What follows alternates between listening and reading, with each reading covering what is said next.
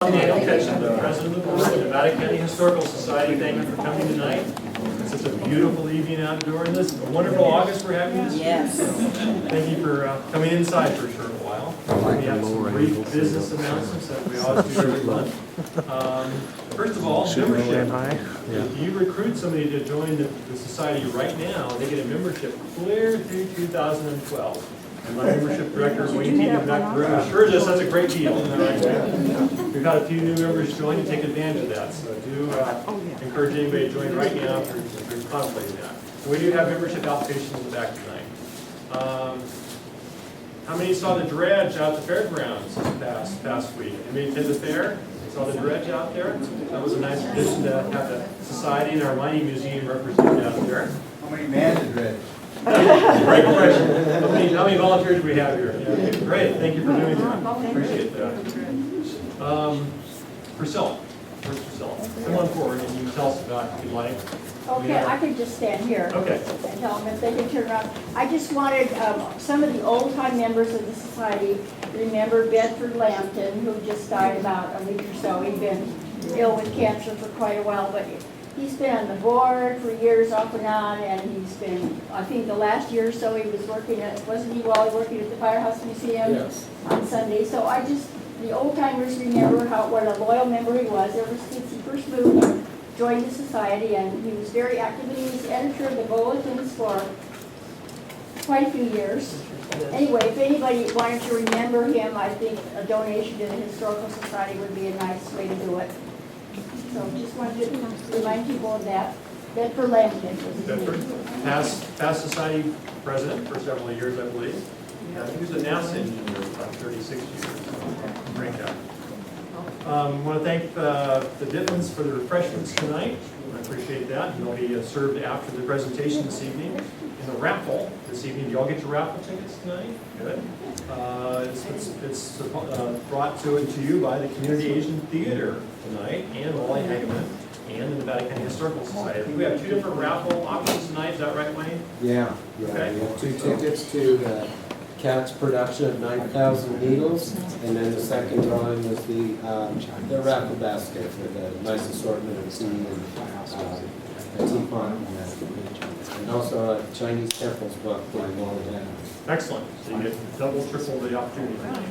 Oddly enough, what I wanted to say, we're already starting to think about next year's program. We actually, the committee gathers in October and looks at all the options before us. So if you have any ideas of potential speakers for next year, do get in contact with me. We will add it to the mix. No guarantee that your recommendation will go forward, but we're going to like to have a lot of opportunities to kind of broaden our presentation a little bit. Reach me at president@nevadacountyhistory.org or call 477-8056. In September, we have Maria Brower. I don't see Maria with us tonight. She's probably home prepping for next month, I'm sure. It happened at the National Hotel, so that'll be next month in September. And we also have the traditional Red Dog You Bet tour. Do we have flyers back there in the back? Yes, there's flyers right here. Flyers for that, if you're interested in that. So if you've never been, that's quite a must-do tour. We also are in the process of organizing and sponsoring a costume dance party at the Horsemen's Club coming up in, do we know the date on that? Any board members here? You haven't set the date. It was October 21st. So more information on forthcoming. Be a costumed event open to the public and a fundraiser for the society as well. It'll be a lot of fun. I believe we have an announcement of Madeline. Where's Madeline? Do you want to talk about the courthouse at all? Oh, yeah.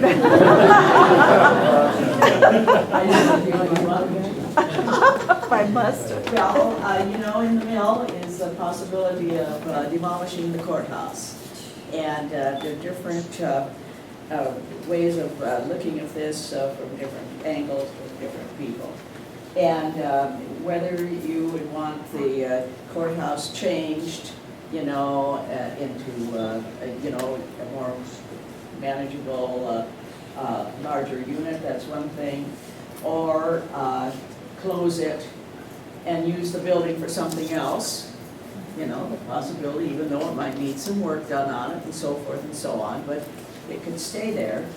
And then the possibility of a new courthouse up here on by Cement Hill Road. So these things are in the mill. But the main thrust right now for some of us who don't want our history destroyed in the bad city, we're working to keep the building from being demolished. And that's the first priority. So we have to have our feelings in by the 22nd of August. And that's why Hank was out there with the petitions. And we're hoping to get the state to stop and take a look at our little historic town. Yeah, I mean, this is a big thing for a little town. This is not like LA County or, you know, San Francisco. This is a big part of our town. So that's what we have the movement going to try to get them to look at the salvation of the building. Okay? And then they owe us one for cutting the town in half with a freeway. Yeah. Yeah. So it's top down, long, short.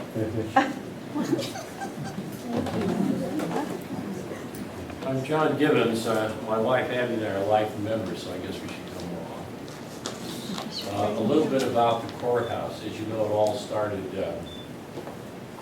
last summer when the Board of Education closed NCE due to declining enrollment. Then the administrative office of the courts, that's the administrative section of our court system, showed up in town and said, we're going to abandon your historic courthouse. We're looking for a new location for their courthouse. We've got our eyes set on NCE. What we think we're going to do is to tear down NCE and build an 84,000 square foot, two-story building with underground parking where NCE used to sit.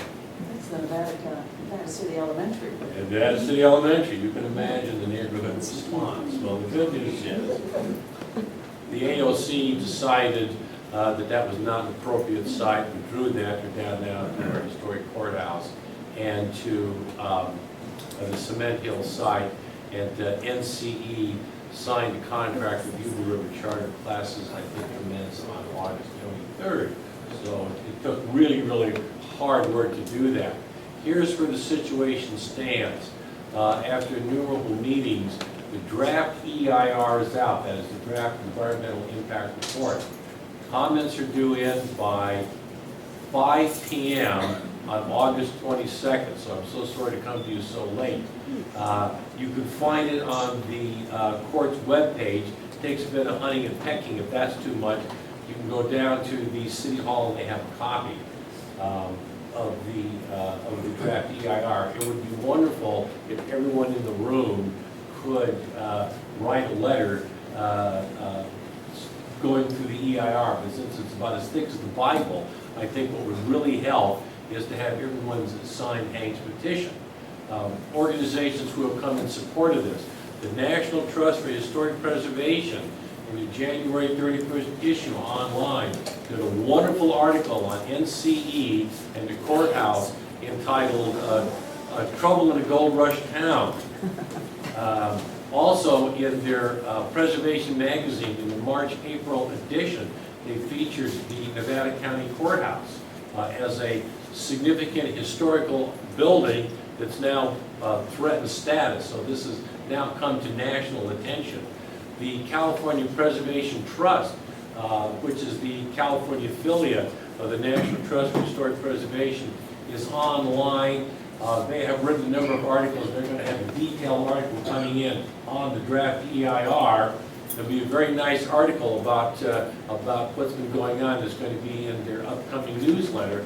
And also, I just got off the phone with the Art Deco Society in San Francisco that also noted that our Art Deco courthouse a few years ago gave it all sorts of awards. They are up in arms about this. They'll also be writing strongly worded letters to the AOC. What are you doing? Well, I think the one thing we can do is to sign a petition because the preservationists always say, preservation starts local, you want to come down from the top and up to the bottom, and we want to squeeze them. They want to spend $107 million. The state is involved in a $5.8 billion statewide construction project tearing down our historic courthouses. I had no idea the controversy I was walking into. The final meeting, the decision is going to be made in a few months. Our Chief Justice, because of severe budget cuts in the state court budgets, over $600 million was cut from the state court budgets. She formed a 25-member committee that is now reevaluating all of the construction projects. So what we would like to do is make certain that they understand if there's a project they want cut, it ought to be the Nevada County Courthouse. And if you don't know it, not only is that an Art Deco facade, but it wraps up our courthouse from the 1890s, it wrapped up our courthouse in the 1860s, it wrapped up our courthouse in the 1850s. Literally, the history of California and our gold rush is literally wrapped up in that building. And that, as we all know, is not just part of California, Nevada City history, that is part of our national saga. Who we are as an American people is wrapped up in the story of the gold rush. So once again, anybody who wants to go down and get the address, that you can send in a letter to the AOC, as I say, down there at City Hall. You can get the address and thumb through that EIR. But the most wonderful thing everyone could do is to sign the petition and to get your family and friends and neighbors to sign the petition, so that on the 22nd we have literally hundreds of signatures come in, and we're going to be able to save our courthouse. I have no doubt about that. Thank you. Thank you very much. Oh, I'm sorry. The AOC stands for the Administrative Office of the Courts. The legal governing body, the legal body that runs our courts, is known as the Judicial Council. And they met on July 22nd in San Francisco. And I was actually honored that they allowed me to speak there. The only really since non-attorney was allowed to speak. And I spoke up on the Nevada County Courthouse, and evidently they heard me. I had people afterwards talk to me and said, "What are you talking about?" These are some of the most influential people in California. Said, "They want to do what? You're planning to do what?" So finally, the story is getting out about what's happened to our courthouse. So the AOC stands for the Administrative Office of the Courts. If we could have those signatures, bless you.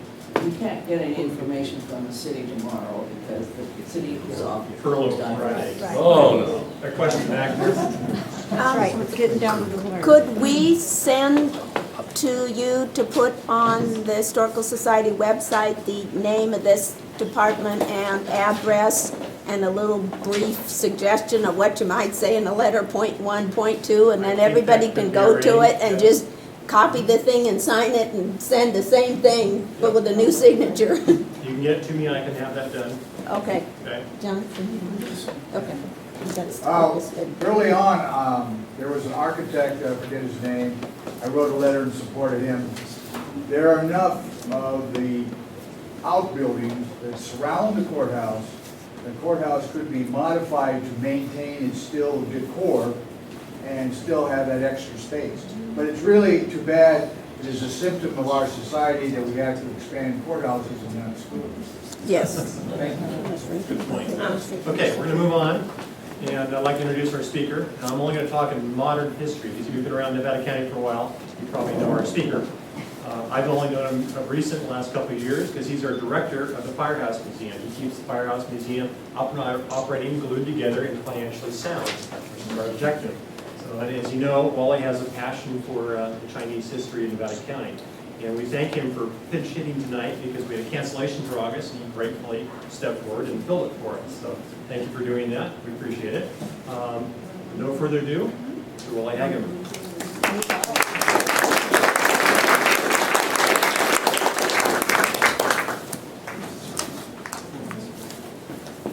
Well, let me see. There's something here for me. There, I think that's supposed to help. Before we leave the subject of the courthouse, there's one thing that everybody is overlooking. Yes, it's an important structure. Yes, it's Art Deco. Yes, it's all of those things. But before that courthouse was there, that was the site of Osterman, the home of the Nishinan Indian people. That is one of the spots in the village where we know they lived, in that spot on that hill. And so that needs to be taken into consideration also. And if you have any questions about that, Shelley Covert and Mother Ginger are here. Shelley is the Nishinan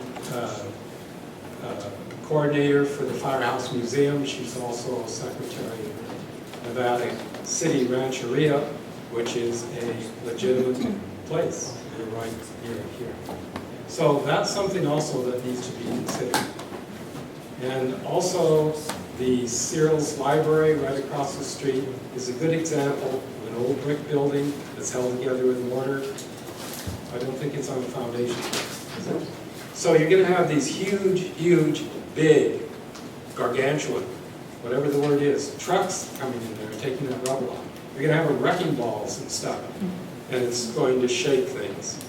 And for instance, the Cyril's building has a foot of sand in the top of the attic, because that was one of the ways we fireproofed it. We, not that old. But they fireproofed it in those days. They filled the ceilings full of sand. And then when the burning roof fell down, the timbers and stuff did not go into the building. And with the iron doors, that prevented a lot of damage. So that sand is going to sift out of there. I know I have 2 buildings on a commercial street, and just ordinary traffic, that sand sifts through. You can't get rid of it. But with a lot of trucks, and with the photographs, the artifacts that are in there that are totally irreplaceable, that's going to do a lot of damage to the community. And across the street is a fine example of Carnegie Library. And it's typical of the small, the medium-sized ones, and that would also suffer. So it's more than this beautiful courthouse we have, and the history that is on that corner. And literally, he was not speaking figuratively, but inside that are the shells from the other ones, because they just kept, it's like one of those, what do you call them? Turducken. Yeah, turducken. You know, where you put a turkey and a chicken and you stuff them in, you know, those little nested dolls. And so there is a lot of issues here. And if we can save our government lots of money by not letting them do that, that's the American thing. Okay. So let's see how dark we can get it in here. Oh, that's not bad. Let me see if I can sit down. And if this ray goes shooting across you, Larry, let me know. And we'll see if we can get the remote. There's a good production coming up by Cats called 9,000 Needles. And it is the story of, in general, Chinese medicine. And Jeannie Woods, who produced it, is in the audience back there, and you can talk to her about specific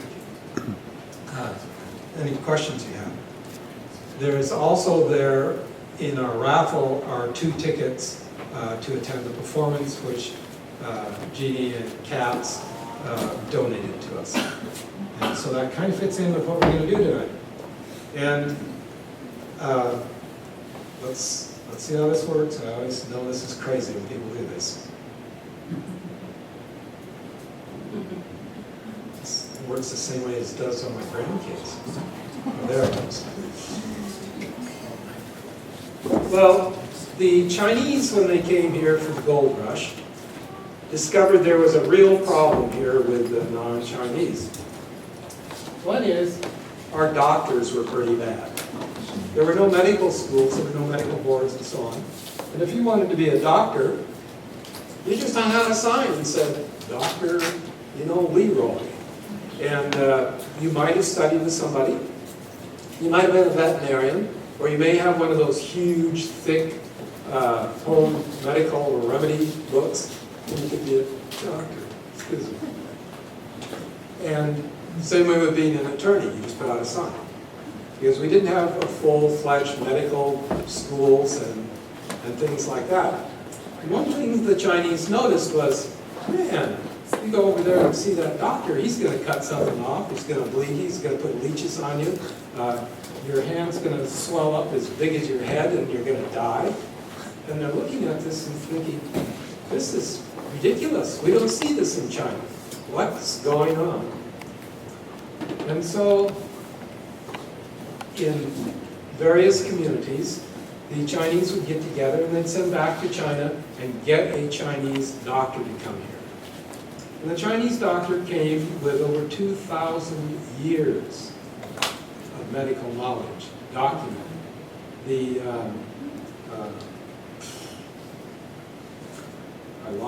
I'm going to lose things from time to time here. The medical classic is the Yellow Emperor's medical book. And that, at the time that it was written, almost 2,000 years before this, it's 2,500 years now, has, I always remember, it was 18 volumes. Disease.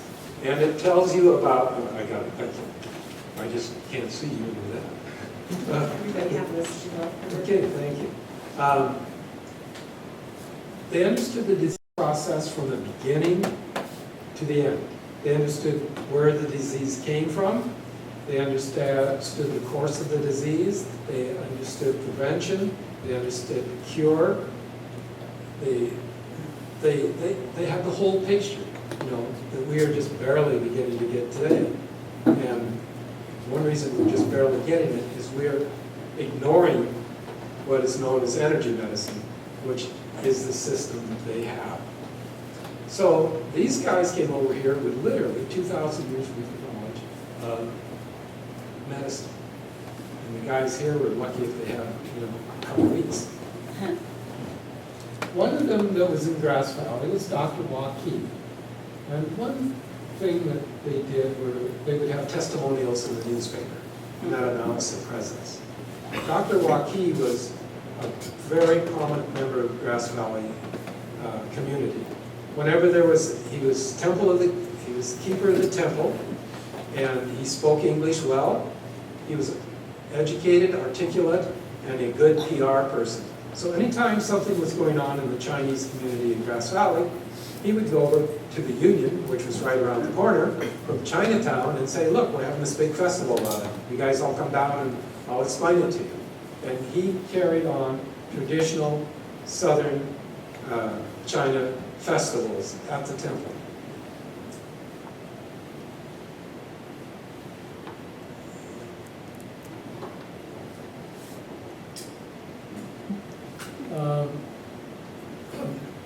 He became known for his herbal medicine, as all these guys did. And in talking to a couple of modern herbalists, said, as near as they can figure, just looking at this description, what he had was something like Lysol.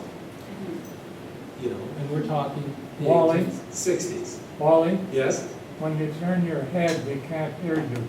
Your face has to be near the microphone. Okay. Well, we'll figure this out. Thank you, David.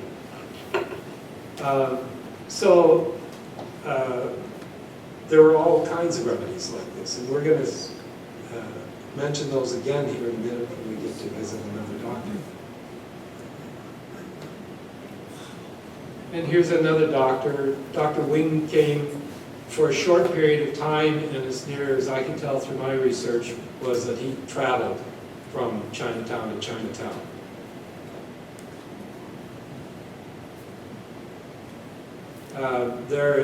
They also sold patent medicines and continue to sell them up to this day. That's just a typical label for the Caucasian trade.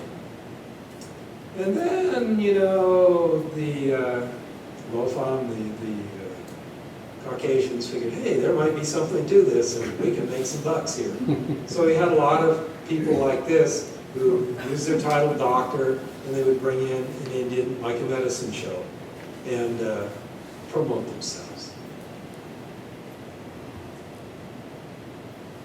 Now, one of our most famous doctors was Dr. Mao from North San Juan. And there was a large Chinese community in North San Juan, and they really needed a doctor. So they sent for him, and he came over from China. That's where the Chinese come from. And he set up a place up there, and his family likes to say it was the first Chinese hospital. And it certainly was the first Chinese hospital in California, or in Nevada County. And what he did that was different was he knew the nature of men. Who among us can get to the doctor without being dragged there screaming? Not very many of us. And then when we get you do this, you do that, yeah, so we don't do it. Well, he knew the nature of that, and he knew that men looking for gold, they would come in and get treated and then go back to work. But in Chinese medicine, you need to monitor your medication. It's not like we do here where we have one size pill fits everybody. And you need to check their pulses, and they aren't the pulses that you feel from your heart, but they are energy pulses that run throughout your body. And you need to do that hourly, daily, monthly, seasonally, and you adjust the medication. And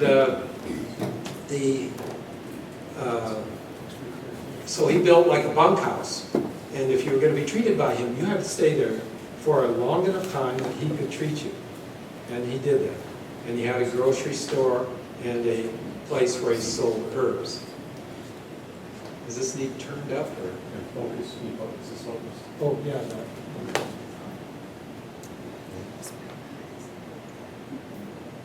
Thank you. That's what you have. All right. And his wife worked alongside him.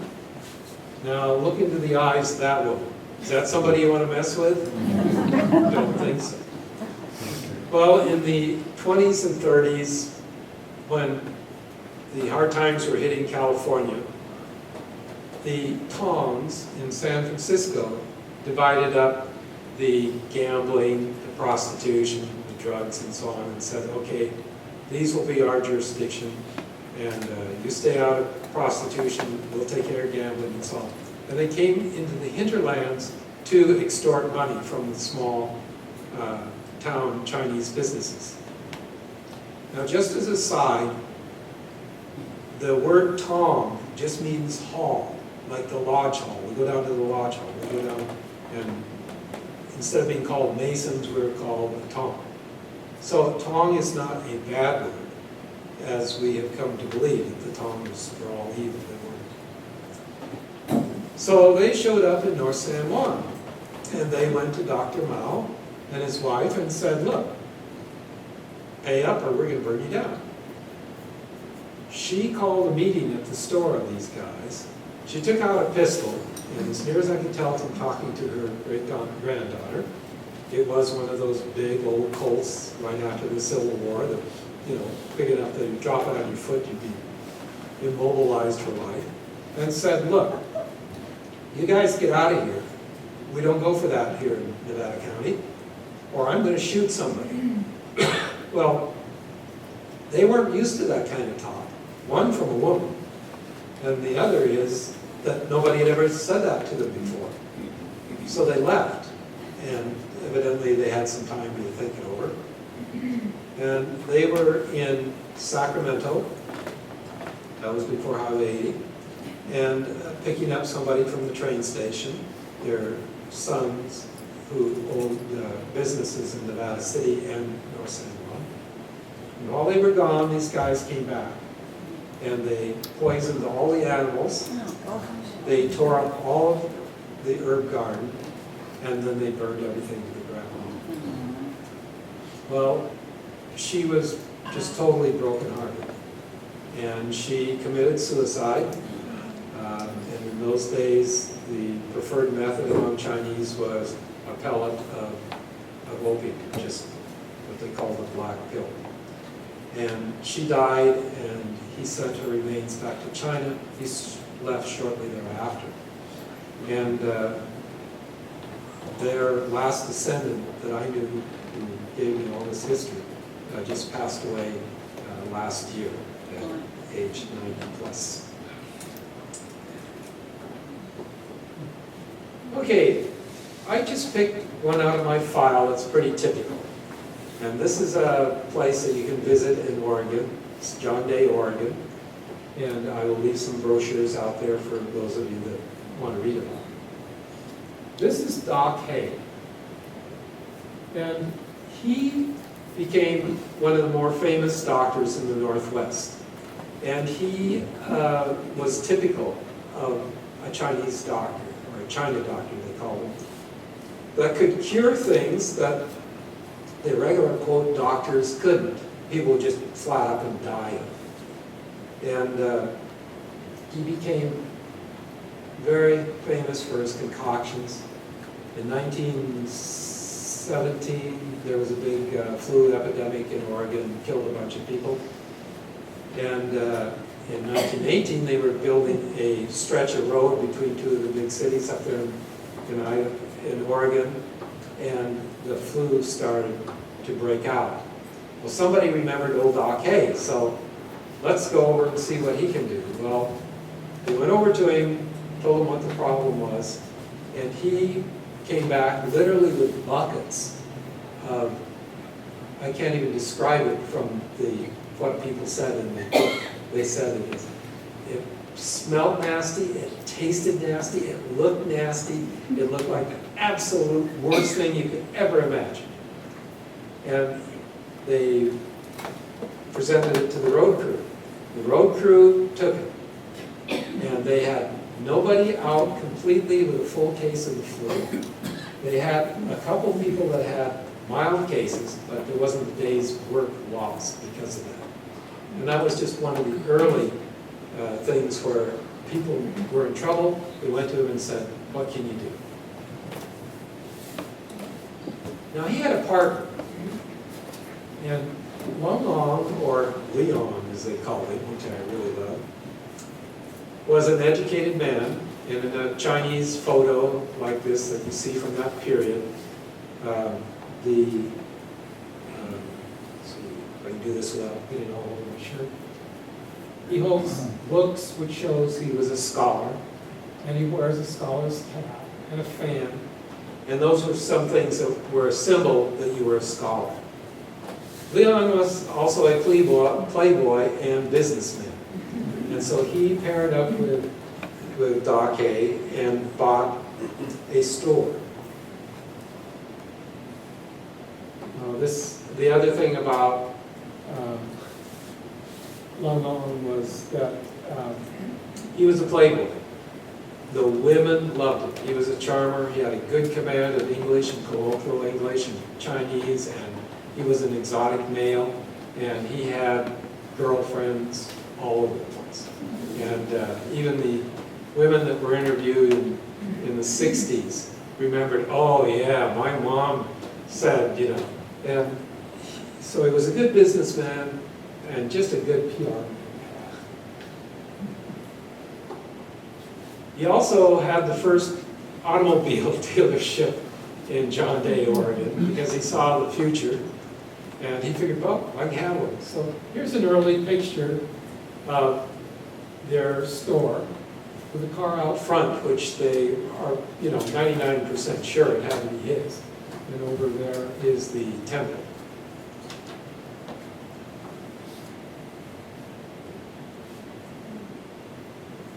And this is the Kumwa Chong building before the restoration.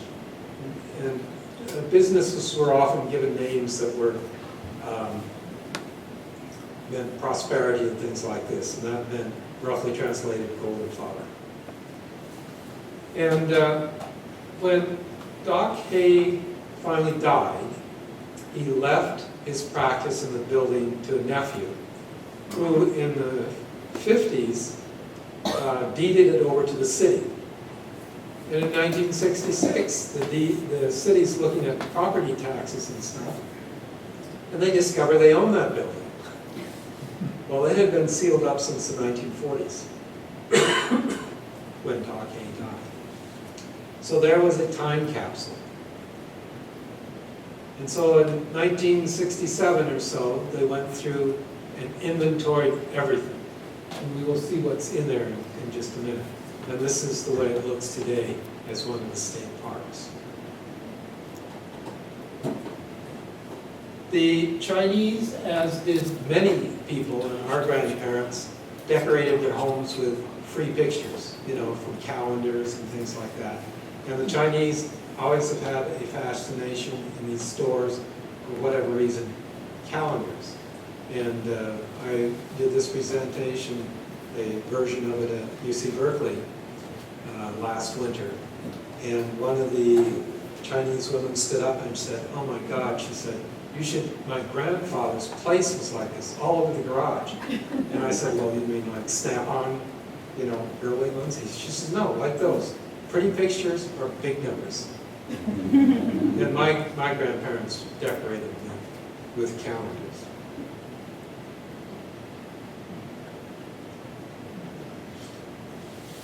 And we're going to look at a lot of little corners and so on. Waukee liked cigars. A lot of Chinese smoked cigars, and that was one of the gifts that they would give you. And there's a little tea cozy there, which, you know, is fairly modern, probably from the 20s. And the peanut butter kisses. That was a famous candy in the old days in Oregon. And the Bachelor Society loved children. And everywhere you go and you interview people and read the histories, they would always give children something when they came to visit, and of course during the holidays.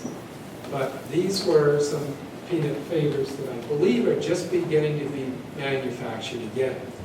But that was things that people remembered that they had gotten. Here's the restored kitchen where he cooked his herbal potions and where he did his cooking for himself.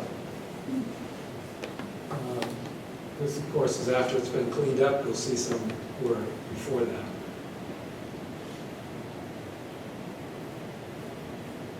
He had lots of, regular grocery items, and he sold a lot of them in bulk because there were mines and miners up there and people doing construction, and he could sell them, a case of lard or a case of this and that.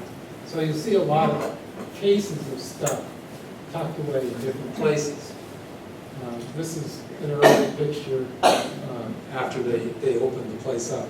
And when they inventoried it in the 60s, of course, they tried to put things right back where they found them.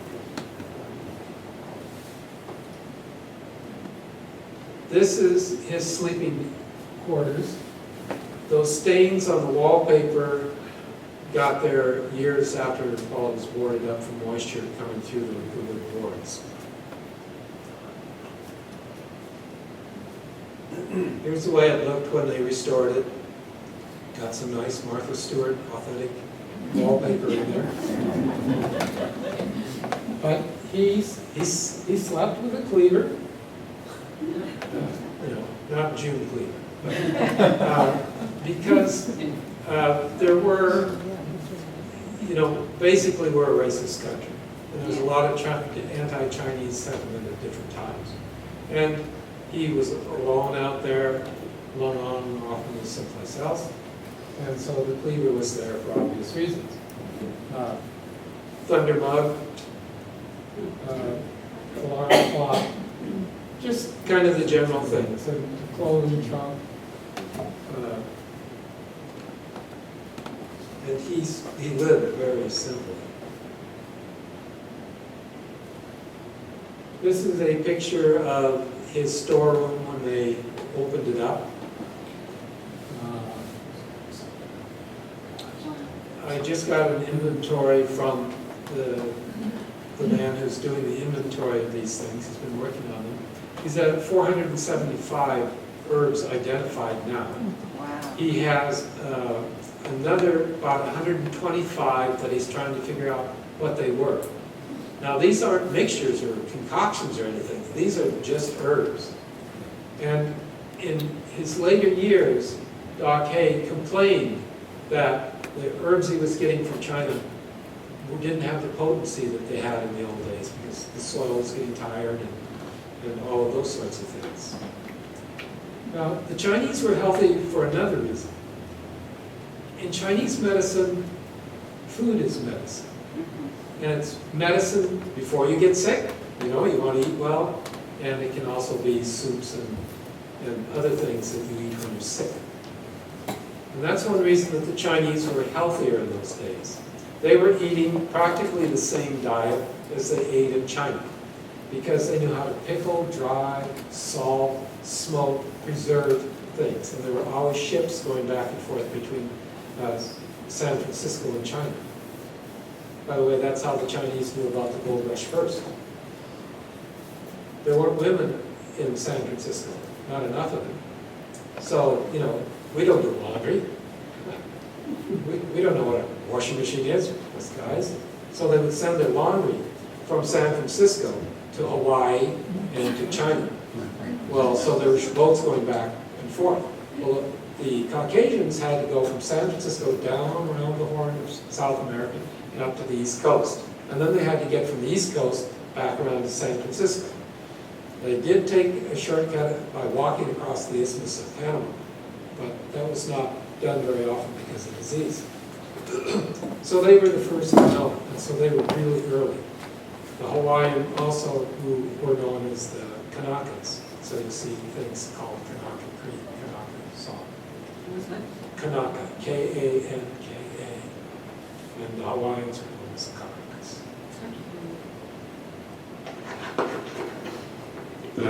The Hawaiians were known as Kanakas, the K-A-N-A-K-A. I think I spelled that right. And Hank Niels, who's with us here, knows a great deal about Kanakas.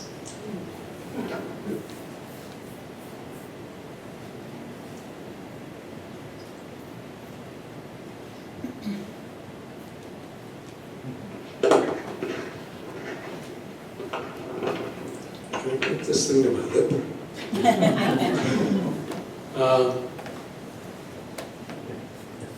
I guess is that focus good or not? I can't tell when I'm this close. Okay. This is a shot of his cage, he called it, because he kept his herbs locked up in there. And also that's where he would weigh and store gold. That's basically what that thing was. Another shot, and you can see different things that he had in there that he needed to prepare his preparations and so on.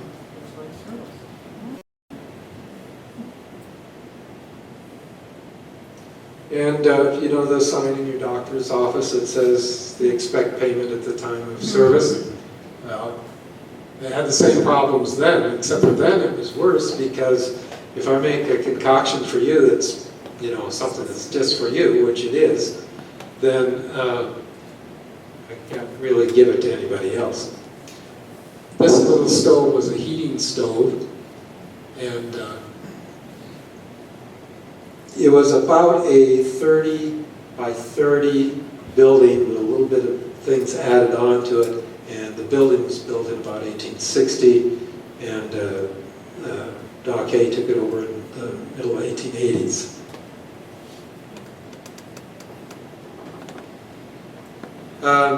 Doc Hay was a religious man, and it appears that he was, like many Chinese at that time, a Taoist, but also was hedging his bets with Buddhism. And for the Chinese, it worked because their deities are people who were mortals and became deities through their works and accomplishments. And so they can understand when the Christians came, they could understand, oh yeah, Jesus, we know that story. And when the Buddhism was brought to China, they said, oh, to Siddhartha, we understand that. And so it wasn't unusual that he would have those things. And this is a little shrine that he had behind his stove, and it was well known that he took care of that every day, even when he went blind and up to the time he had to leave. There's a lot of equipment hanging around. They chose to display some of it by hanging it on the wall, which of course we do today. There's a cartridge belt there, because guns were a very big part of the West. A kraut cutter, some metal things that you could use with your wok. Some things you don't want to use metal in, so you have bamboo, spoon thingies. I'm sorry, I'm really tired tonight.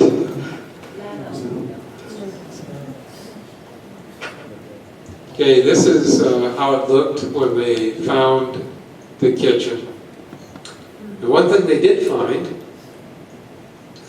that was a surprise to everybody, except for those that really knew Doc Hay, was underneath the table here was a hatch, and in there were cases of booze that he had salted away during the Depression.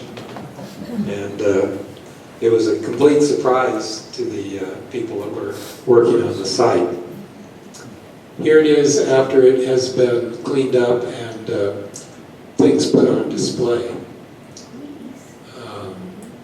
Everything's pretty self-explanatory.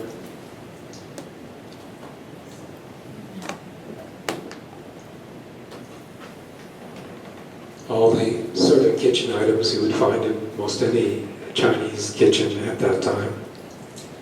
Now he was known for a couple of things. One was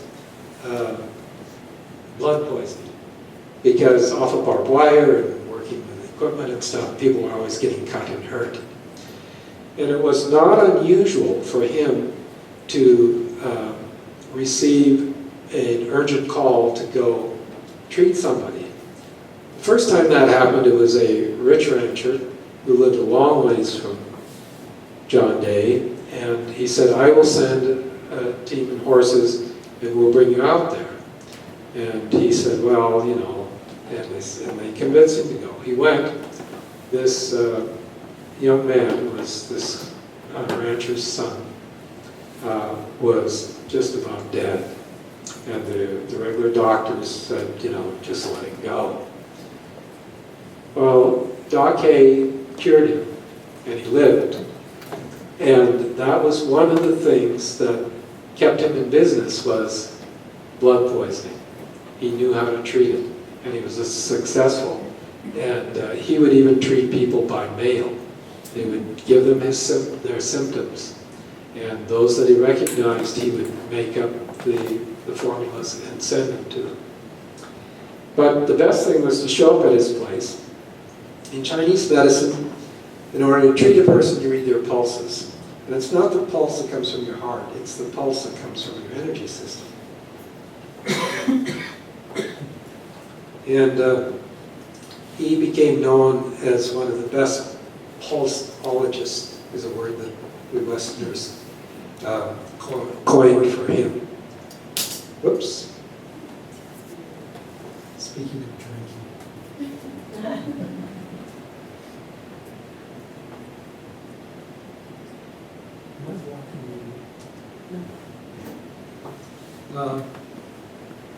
And he could read pulses very well. He, even among the Chinese, was known as the man to go to. And that was one of the secrets of his success, was that he could diagnose you real easily, quickly, and accurately.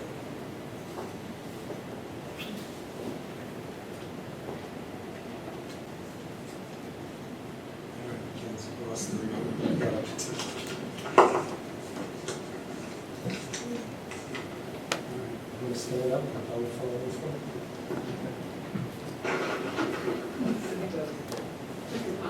Check my pockets. Certainly, sure. I know that's where, there it is. You're right.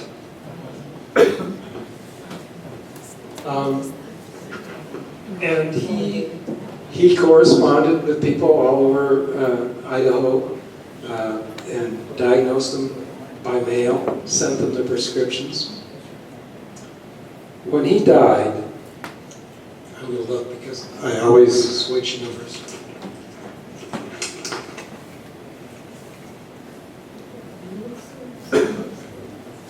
Just can't see. He had in his store, when he died, he had $23,000 in the late 30s of uncashed checks. Now, what he said to his nephew, when the nephew initially found those things just before his death, he said, "These are hardworking people. They don't have anything. I won't take their payment." But can you imagine how much money that was in those days? And so that gives you some kind of insight as to what kind of man he was. Pointed to the right place here. Okay, this is one of the bunk areas in his store. And they smoked opium there.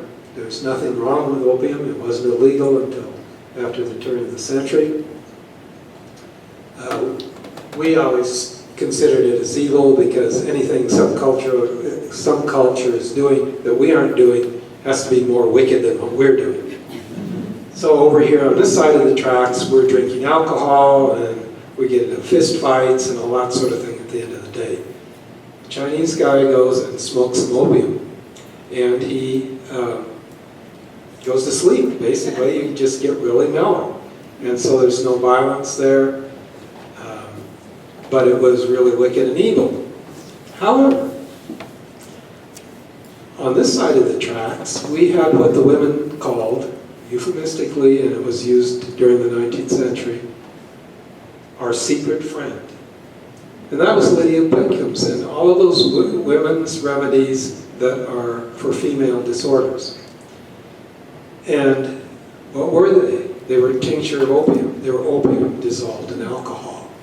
But it was wicked for the Chinese to be using that, but it was okay for us.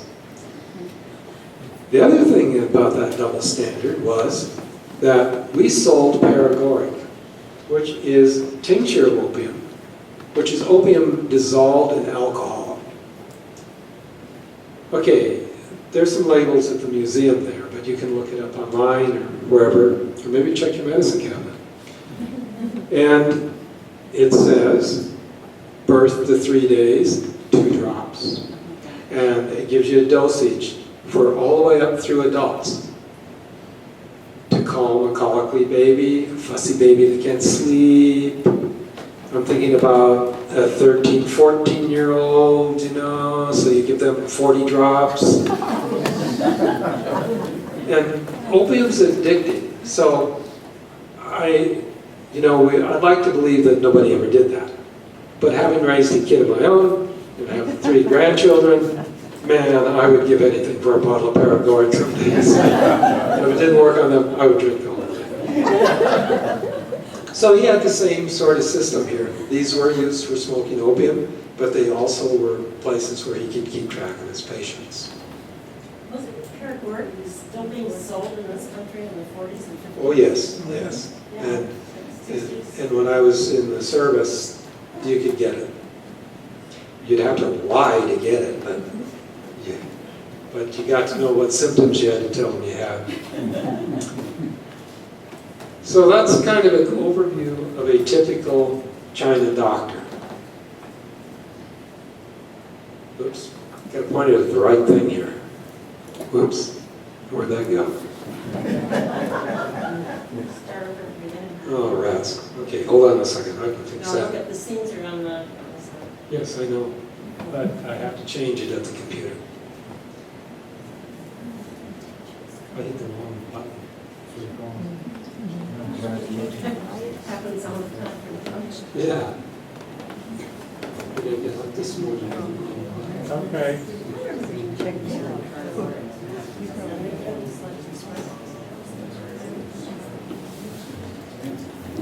Okay, we'll try.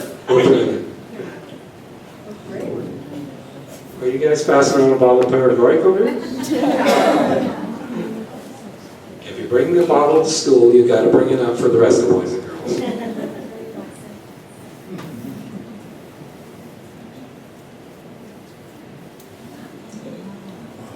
Wow. There is, that date is wrong. That was a typo. I just discovered that this morning. He went blind, and he's continued to live in the store.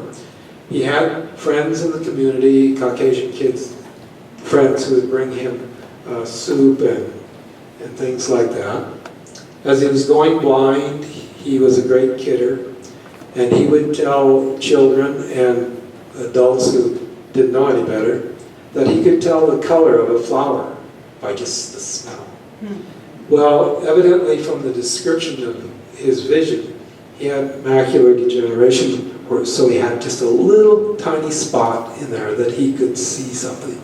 So he'd cup the flower in his hand, put it up to his eye, and make like he was sniffing it, and he'd move it around until he got a flash of color. And the children and the adults believed him, because he was capable of all these other mystical things.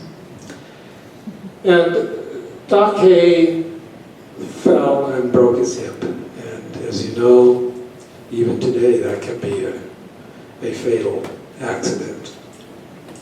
So he went to the hospital and eventually to a nursing home, and when he died in 1952, it was a very sad death. He was an old man in a nursing home, hospital combination. They took him down to X-ray, put him on a stainless steel table and stuff, and forgot that he was there. Yeah. And he, granted he could have been ready to go, but it was a tragic way for him to die.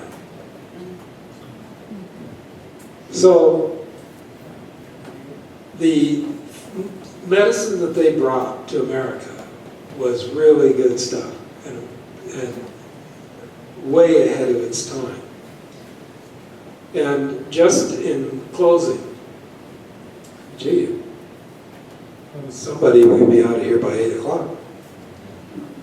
I want to mention a very important person to the history of acupuncture.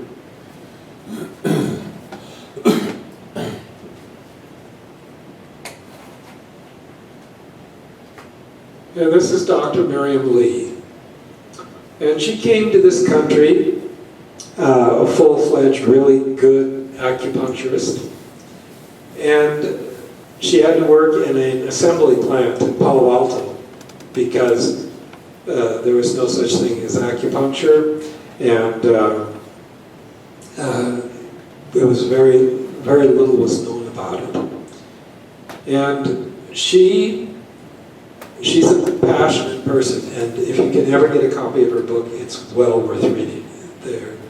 They come up occasionally, but it was a very limited printing.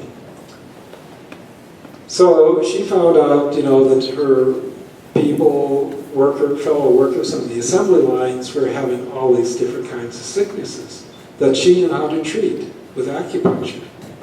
So she'd say, well, why don't you come over to my house and I'll do something for you. So she would do acupuncture. Well, then people discovered that, whoa, this woman can cure you. And so they began coming to her house. Well, she couldn't handle individual patients. So she opened up her living room, dining room, and she would treat as many as 10 people at a time.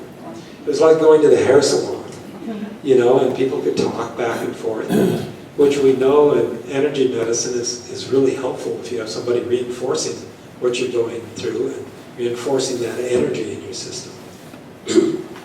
And she talks in her book about one time her porch collapsed because there were so many people there. It literally fell down. Well, then someone decided she was practicing medicine without a license. And they took her to court. And, our government, which knows best for us, is going to take care of this little situation. Well, when she appeared in the federal court, or in the state courts, the courtrooms were packed with people, not only who agreed with the idea, but people who had been treated and cured by her. And so as a result, Governor Reagan pushed through legislation that made acupuncture okay as a experimental process. Well, she found a local doctor in the Palo Alto area who would let her practice in his office, so she had like a medical umbrella. A year or so later, Governor Brown got the legislation passed legalizing acupuncture. That was 1967, I think. 76. And she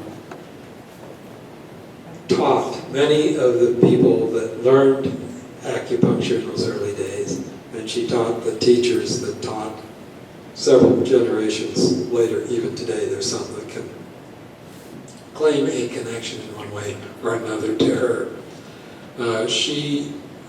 The stories of her, and you look at her face, she's kind, she's sensitive, and that's the work of one person got something as seemingly ridiculous as acupuncture brought it to the forefront of medicine today. And I've just always liked to mention her. And again,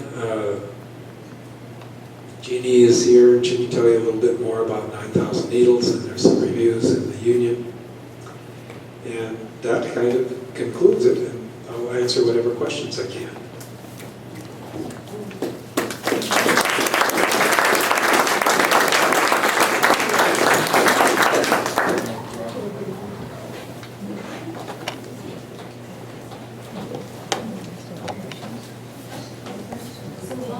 Yes. Doctors have no families, no paper sons? No. No what? Doc? Hey. No, paper sons, they would adopt like families, they would say, this is my son, but not really, just want to get more Chinese to come here to work. And the reason that happened is that in 1906, they had some sort of incident in San Francisco, earthquake and fire that destroyed all of the records. Well, the law at that time provided that you could bring a son, very seldom daughters, but sons over here. And so you could get somebody to, for money, say, oh yeah, he's my son. And you testify to it, and he would come over and he would have my family name instead of the family name that he was born with. At the time these men were alive in Idaho, that was not a big thing. Doc Hay had 2 children in China, and he turned his back on the family when he came here.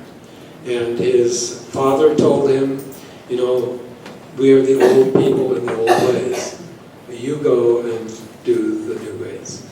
And so, in the end, the son was dead by the time Doc Hay died. The daughter was still alive and went through the probate process and so on, trying to get the money. And it was promised to her and, tied up in the courts, and she never did receive any of it. And his partner was just a playboy, and that wasn't anything of great concern to him. And the paper son sort of thing was more common in California because we were right here. We had the Chinese consulate, we had the family associations, we had all the things in place we needed to do the paper sons. And Chinese ships. And what? Chinese ships too. Oh yes. Well, we know that the Chinese, even before Columbus, explored the coast of California and so on, and didn't find anything here. But they could fly, they could come over in their Chinese junks from China to the San Francisco coast. Wally, right here, Jeannie. Oh, hi. Did he try to heal himself? Well, Yeah. that's really a problem if you get left in a cold room with broken hip and so on. No, but when he was becoming blind, you know, he didn't become sick overnight. No, I don't know, but I would imagine he would because he would know. But there are some ailments that can't be cured after a Right. certain point. Right. And macular degeneration is one that an acupuncturist today wouldn't treat you with, nor an herbalist. They would give you things that will help decrease the pressure in the eye, and that sort of thing. But it wasn't something you could actually cure. Okay.